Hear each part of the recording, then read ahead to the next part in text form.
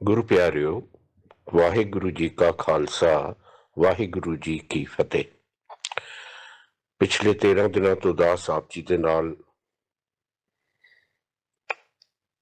ਸ੍ਰੀ ਗੁਰੂ ਗ੍ਰੰਥ ਸਾਹਿਬ ਜੀ ਦਾ ਸਰੂਪ ਅਤੇ ਸੰਪਾਦਨ ਵਿਸ਼ੇ ਦੀ ਵਿਚਾਰ ਸਾਂਝੀ ਕਰ ਰਿਹਾ ਸੀ, ਜਿਸ ਦੇ ਵਿੱਚ ਅੱਜ ਆਖਰੀ ਵਿਚਾਰ ਜੋ ਹੈ ਆਪ ਜੀ ਨਾਲ ਸਾਂਝੀ ਕਰਨੀ ਹੈ। ਅਸੀਂ ਸ੍ਰੀ ਗੁਰੂ ਗ੍ਰੰਥ ਸਾਹਿਬ ਜੀ ਦੇ ਅੰਦਰ ਜੋ ਸੰਪਾਦਨ ਵਿਧੀ ਹੈ ਜਾਂ ਬਾਰੀ ਸਰੂਪ ਹੈ, ਉਹ ਸਾਰਾ ਅਸੀਂ ਦਰਸ਼ਨ ਕਰ ਲਏ ਨੇ।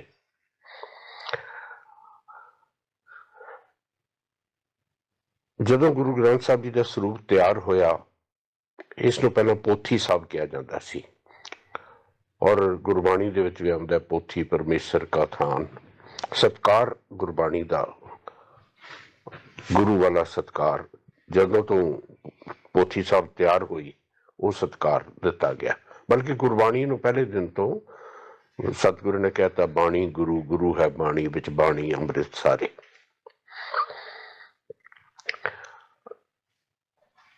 ਉਹਦੇ ਬਾਅਦ ਇਹਨੂੰ ਗ੍ਰੰਥ ਸਾਹਿਬ ਕਿਹਾ ਜਾਣ ਲੱਗਾ, ਔਰ ਗੁਰੂ ਸ਼ਬਦ ਇਹਦੇ ਨਾਲ ਜੁੜਿਆ 8 ਅਕਤੂਬਰ 1708 ਨੂੰ, ਜਦੋਂ ਗੁਰੂ ਗੋਬਿੰਦ ਸਿੰਘ ਮਹਾਰਾਜ ਨੇ ਇਹ ਵੇਖ ਲਿਆ ਕਿ ਉਹਨਾਂ ਦਾ ਅਕਾਲ ਪਿਆਣਾ ਕਰਨ ਦਾ ਸਮਾਂ ਆ ਗਿਆ। ਇਹ ਵੀ ਸਾਡੇ ਸਤਿਗੁਰੂ ਸਾਹਿਬਾਨ ਦੀ ਇੱਕ ਖਾਸ ਵਡਿਆਈ ਹੈ।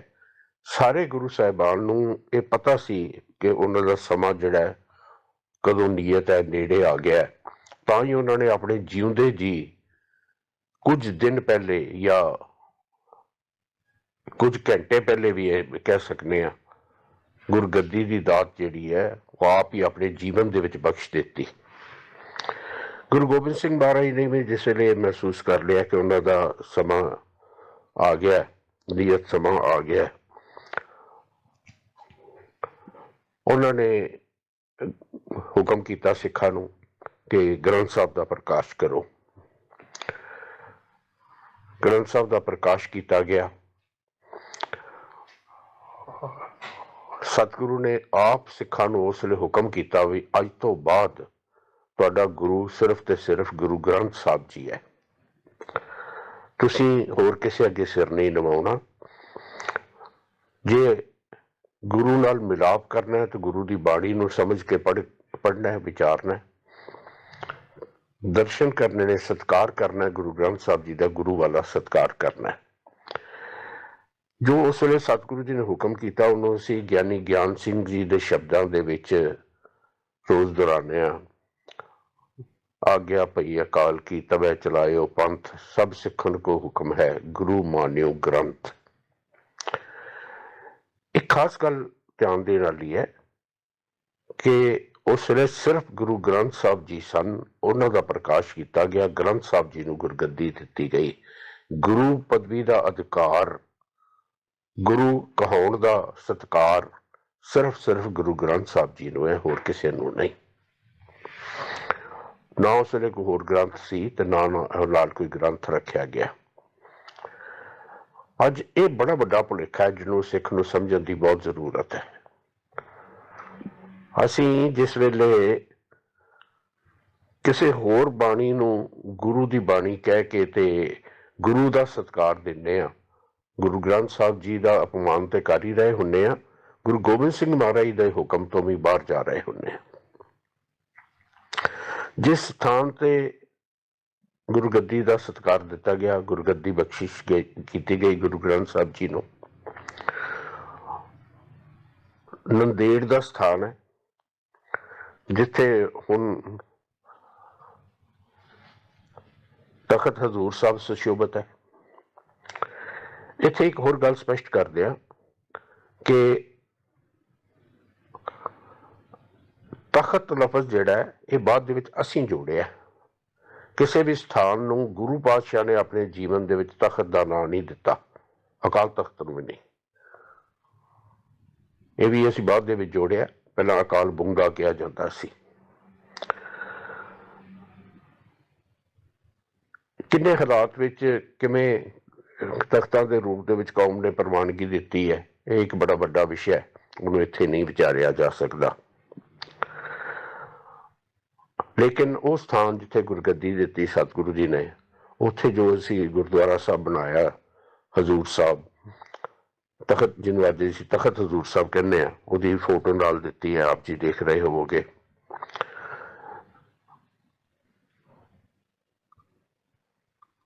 ਇੱਥੇ ਅੱਜ ਦੇ ਵਿਸ਼ੇ ਦੀ ਸਮਾਪਤੀ ਹੈ, ਲੇਕਿਨ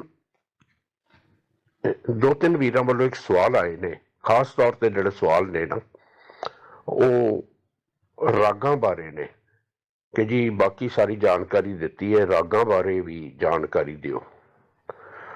ਮੈਂ ਬੇਨਤੀ ਕਰਾਂ, ਮੈਨੂੰ ਇਹ ਮੰਨਣ ਦੇ ਵਿੱਚ ਕੋਈ ਝਿਜਕ ਨਹੀਂ ਕਿ ਮੈਨੂੰ ਰਾਗਾਂ ਬਾਰੇ ਬਹੁਤ ਜਾਣਕਾਰੀ ਨਹੀਂ, ਔਰ ਉਹ ਜਾਣਕਾਰੀ ਮੈਂ ਹਾਸਲ ਕਰਨ ਦੀ ਕੋਸ਼ਿਸ਼ ਵੀ ਨਹੀਂ ਕੀਤੀ, ਕਿਉਂਕਿ ਮੈਂ ਸਮਝਦਾ ਕਿ ਇਹਦੀ ਜਾਣਕਾਰੀ ਦੀ ਲੋੜ ਸਿਰਫ ਜਿਨ੍ਹਾਂ ਨੇ ਕੀਰਤਨ ਕਰਨਾ ਹੈ ਉਹਨਾਂ ਨੂੰ ਲੋੜ ਹੈ, ਕਿਉਂਕਿ ਉਹਨਾਂ ਨੇ ਉਹਨਾਂ ਰਾਗਾਂ ਦੇ ਵਿੱਚ ਕੀਰਤਨ ਕਰਨਾ ਹੁੰਦਾ ਹੈ। ਆਮ ਸਿੱਖ ਦੇ ਵਾਸਤੇ ਰਾਗਾਂ ਦੀ ਮਹੱਤਤਾ ਸਿਰਫ ਇੰਨੀ ਹੈ ਕਿ ਗੁਰੂ ਸਾਹਿਬ ਨੇ ਰਾਗਾਂ 'ਚ ਉਚਾਰਨ ਕੀਤਾ ਇਸ ਵਾਸਤੇ ਕਿ ਰਾਗਾਂ 'ਚ ਗਾਉਣ ਦੇ ਨਾਲ ਮਨ ਜੁੜਦਾ ਉਹਦੇ ਵਿੱਚ, ਤੇ ਧਿਆਨ ਸਾਡਾ ਜੁੜ ਸਕਦਾ ਹੈ ਉਹਦੇ ਰਾਹੀਂ। ਜਿਹੜੀ ਮਹੱਤਤਾ ਭਾਰਤੀ ਸਮਾਜ ਦੇ ਵਿੱਚ ਹੈ ਕਿ ਇਹ ਰਾਗ ਇਸ ਵੇਲੇ ਗਾਇਆ ਜਾਣਾ ਚਾਹੀਦਾ ਹੈ, ਇਹ ਇਸ ਵੇਲੇ ਗਾਇਆ ਜਾਣਾ ਚਾਹੀਦਾ ਹੈ, ਉਹ ਮਹੱਤਤਾ ਸਿੱਖ ਕੌਮ ਦੇ ਵਿੱਚ ਨਹੀਂ। ਸਤਿਗੁਰੂ ਨੇ ਤੇ ਬਾਣੀ ਦੇ ਵਿੱਚ ਇਸ ਤਰ੍ਹਾਂ ਕਹਿਤਾ, ਜਿਹਨੂੰ ਅਸੀਂ ਬਹੁਤ ਮਹੱਤਤਾ ਦਿੰਦੇ ਹਾਂ ਕਿ ਰਾਗਾਂ ਦੀ, ਕੋਈ ਗਾਵੇ ਰਾਗੀ ਨਾਦੀ ਬੇਦੀ ਬਹੁ ਭਾਤ ਕਰ, ਨਹੀਂ ਹਰ ਰਦ ਭੀਜੈ ਰਾਮ ਰਾਜੇ। ਕੋਈ ਰਾਗਾਂ ਦੇ ਵਿੱਚ ਗਾਉਂਦਾ ਹੈ, ਬੜੇ ਸੁਰਾਂ ਦੇ ਨਾਲ ਗਾਉਂਦਾ ਹੈ, ਲੇਕਿਨ ਅਕਾਲ ਪੁਰਖ ਵਾਹਿਗੁਰੂ ਦੇ ਵਿੱਚ ਨਹੀਂ ਭਿੱਜਦਾ। ਕਿਉਂ? ਜਿਨ੍ਹਾਂ ਅੰਤਰ ਕਰਪਟ ਵਿਕਾਰ ਹੈ ਤਿੰਨਾਂ ਰੋਏ ਕਿਆ ਕੀਜੈ। ਉਹਨਾਂ ਦਾ ਰਾਗਾਂ ਵਿੱਚ ਗਾਉਣ ਨੂੰ ਵੀ ਸਤਿਗੁਰੂ ਰੋਣਾ ਕਹਿ ਰਹੇ ਨੇ। ਗੁਰੂ ਨਾਨਕ ਸਾਹਿਬ ਦਾ ਇੱਕ ਹੋਰ ਵੀ ਪ੍ਰਮਾਣ ਹੈ, ਸੱਚਾ ਲਖ ਪਿਓ ਹੱਠ ਨਾ ਭਤੀਜਈ, ਇੱਕ ਗਾਵੇਂ ਰਾਗ ਪਰੀਆਂ ਰਾਗ ਨਾ ਭੀਜਈ, ਇੱਕ ਨੱਚ ਨੱਚ ਪੂਰੇ ਤਾਲ ਭਗਤ ਨਾ ਕੀਜਈ, ਇੱਕ ਅੰਨ ਨਾ ਖਾਵੇਂ ਮੂਰਖ ਤਿਨਾ ਕਿਆ ਕੀਜਈ। ਹੁਣ ਇੱਥੇ ਸਤਿਗੁਰੂ ਕਹਿ ਰਹੇ ਨੇ, ਇੱਕ ਗਾਵੇਂ ਰਾਗ ਪਰੀਆਂ ਰਾਗ ਨਾ ਭੀਜਈ, ਰਾਗਾਂ ਦੇ ਵਿੱਚ ਨਹੀਂ ਭਿੱਜਦਾ। ਇਹਦਾ ਮਤਲਬ ਬਿਲਕੁਲ ਸਪਸ਼ਟ ਹੈ ਕਿ ਸਿੱਖ ਕੌਮ ਦੇ ਵਿੱਚ ਮਹੱਤਤਾ ਜਿਹੜੀ ਹੈ ਉਹ ਰਾਗਾਂ ਦੀ ਨਹੀਂ ਕਿ ਰਾਗ ਕਿਹੜਾ ਗਾਣਾ ਹੈ, ਕਿੰਨੇ ਵਜੇ ਗਾਣਾ ਹੈ। ਰਾਗ ਰਾਹੀਂ ਮਨ ਨੂੰ ਬਾਣੀ ਦੇ ਵਿੱਚ ਜੋੜਨਾ ਹੈ, ਮਹੱਤਤਾ ਗੁਰਬਾਣੀ ਦੀ ਹੈ। ਅਸੀਂ ਬਾਣੀ ਦੇ ਨਾਲ ਜੁੜਨਾ, ਗੁਰਬਾਣੀ ਦੇ ਨਾਲ ਜੁੜਨਾ। ਗੁਰਬਾਣੀ ਨਾਲ ਜੁੜਨ ਦਾ ਵੀ ਭਾਵ ਹੈ ਕਿ ਗੁਰਬਾਣੀ ਦੇ ਭਾਵ ਨਾਲ ਜੁੜਨਾ ਹੈ, ਗੁਰਬਾਣੀ ਦੀ ਵਿਚਾਰ ਨਾਲ ਜੁੜਨਾ ਹੈ। ਇੱਕ ਗੁਰੂ ਅਮਰਦਾਸ ਪਾਤਸ਼ਾਹ ਜੀ ਦਾ ਵੀ ਇੱਕ ਫਰਮਾਨ ਹੈ, ਬੁਲਾਵਲ ਤਬ ਹੀ ਕੀਜੀਏ ਜਬ ਮੁਖ ਹੋਵੇ ਨਾਮ, ਰਾਗ ਨਾਦ ਸ਼ਬਦ ਸੋਹਣੇ ਜਦ ਲਾਗੈ ਸਹਿਜ ਧਿਆਨ, ਰਾਗ ਨਾਦ ਛੋੜ ਹਰ ਸੇਵੀਐ ਤਾਂ ਦਰਗਹਿ ਪਾਈਐ ਮਾਨ। ਹੁਣ ਕਿਹਾ ਜਾਂਦਾ ਬਿਲਾਵਲ ਰਾਗ ਜਿਹੜਾ ਮਿਲਾਪ ਦਾ ਰਾਗ ਹੈ। ਸਤਿਗੁਰੂ ਨੇ ਬਿਲਾਵਲ ਤਬ ਹੀ ਕੀਜੀਏ ਜਬ ਮੁਖ ਹੋਵੇ ਨਾਮ। ਰਾਗ ਗਾਉਣ ਨਾਲ ਮਿਲਾਪ ਨਹੀਂ ਹੋਣਾ, ਮਿਲਾਪ ਤਾਂ ਹੋਣਾ ਜੇ ਉਸ ਅਕਾਲ ਪੁਰਖ ਦਾ ਨਾਮ ਸਿਮਰਨ ਕਰਾਂਗੇ। ਰਾਗ ਨਾਦ ਸ਼ਬਦ ਸੋਹਣੇ, ਇਹ ਸੋਹਣੇ ਨੇ ਜੇ ਕਿਸ ਵਕਤ ਤਾਂ ਜਦ ਲੱਗ ਗਿਆ ਸਹਿਜ ਧਿਆਨ, ਤਾਂ ਕਿ ਇਹਨਾਂ ਰਾਹੀਂ ਜਿਹੜਾ ਸਾਡਾ ਧਿਆਨ ਗੁਰਬਾਣੀ ਜੁੜ ਸਕੇ। ਔਰ ਅੱਗੋਂ ਫੈਸਲਾ ਦਿੱਤਾ ਸਤਿਗੁਰੂ ਨੇ, ਰਾਗ ਨਾਦ ਛੋੜ ਹਰ ਸੇਵੀਐ। ਰਾਗਾਂ ਦੇ ਵਿੱਚ ਨਹੀਂ ਉਲਝਣਾ, ਇਹ ਸਾਧਨ ਹੈ। ਰਾਗ ਨਾਲ ਸ਼ਬਦ ਸੋਹਣੇ ਜਾਂ ਲੱਗ ਗਿਆ ਸਹਿਜ ਧਿਆਨ, ਰਾਗ ਨਾਲ ਛੋੜ ਹਰ ਸੇਵੀਐ ਤਾਂ ਦਰਗਹਿ ਪਾਈਐ ਮਾਨ। ਜੁੜਨਾ ਉਸ ਅਕਾਲ ਪੁਰਖ ਵਾਹਿਗੁਰੂ ਨਾਲ ਹੈ। ਇਹ ਸਾਧਨ ਨੇ ਉਹਨੂੰ ਰਸਦਾਰ ਬਣਾਉਣ ਦੇ ਵਾਸਤੇ, ਤਾਂ ਕਿ ਸਾਡਾ ਮਨ ਉਹਦੇ ਵਿੱਚ ਜੁੜ ਸਕੇ। ਇਹਦੇ ਬਾਰੇ ਤਿੰਨ ਸਵਾਲ ਆ ਗਏ ਇੱਕ ਤੋਂ ਬਾਅਦ ਇੱਕ। ਮੈਨੂੰ ਮਹਿਸੂਸ ਹੋਇਆ ਕਿ ਵਿਸ਼ੇ ਨੂੰ ਸਮਾਪਤ ਕਰਨ ਤੋਂ ਪਹਿਲੇ ਇਸ ਵਿਚਾਰ ਨੂੰ ਕਰਨਾ ਵੀ ਬੜੀ ਜ਼ਰੂਰੀ ਹੈ। ਅੱਜ ਗੁਰੂ ਗ੍ਰੰਥ ਸਾਹਿਬ ਜੀ ਦਾ ਸਰੂਪ ਅਤੇ ਸੰਪਾਦਨ ਵਿਸ਼ੇ ਦੀ ਸਮਾਪਤੀ ਹੈ। ਸਤਿਗੁਰੂ ਮਿਹਰ ਕਰੇ ਅਸੀਂ ਸੱਚਮੁੱਚ ਗੁਰੂ ਗ੍ਰੰਥ ਸਾਹਿਬ ਜੀ ਦੇ ਵਿਚਾਰ ਨਾਲ ਜੁੜ ਸਕੀਏ।